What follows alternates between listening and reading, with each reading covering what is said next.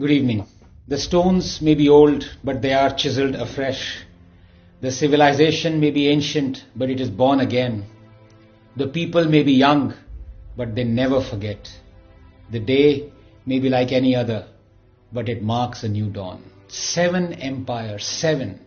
7 empires came and went, but one civilization stood its ground. This day in many ways redefines our civilization. But to understand how, we first probably need to define it. So what is civilization? How do you define it? Is it an idea to be thrust upon the subjects so they can carry it forward? Is it the placement of forks on the left and spoons on the right of resplendent crockery? Is it sartorial splendor? Is it words uttered or written? Is it science? Is it ease of living? Is it consumption? Is it money? Many of the worst tyrants who've killed millions, wiped off entire races, even continents, have been poets, artists, proponents of science. But would you call their endowments as promoting or harboring a civilization?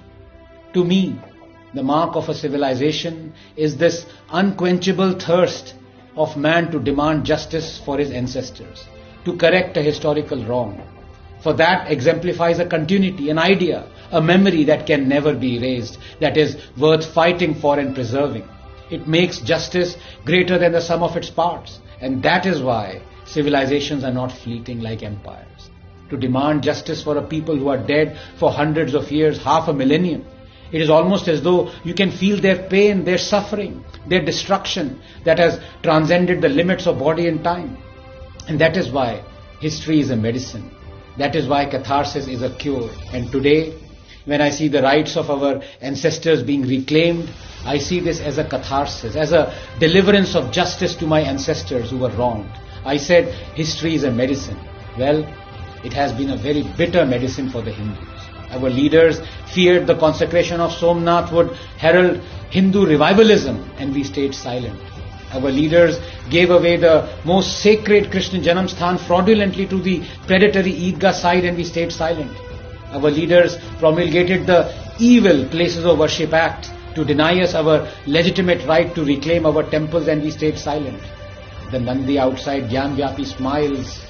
The baby Krishna buried under the steps of the Jahanara mosque stirs. 500 years, 20 generations before us were forced to see the Babri Masjid instead of the Ram temple. The 21st generation will see the Ram temple instead of the Babri Masjid. The time has come. The deliverance has come. It is confounding to me because I consider myself but a bunch of cells, here today, gone tomorrow, but till the time I am alive, this concept of striving to correct a historical justice is vital for me. It defines who I am, what civilization I am part of, that erasing my genes cannot erase my civilization. The concept of justice in many ways is like memory. It keeps getting passed on until realized. Today, it stands realized. Some advance to greatness, others return to it.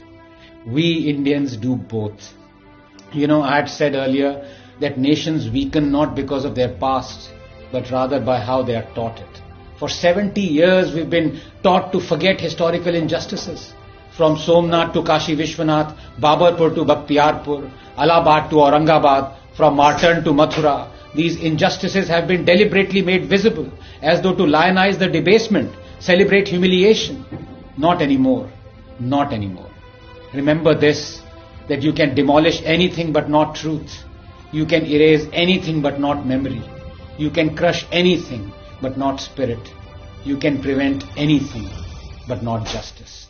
You can subjugate 20 generations but not the 21st. Jai Shri Ram.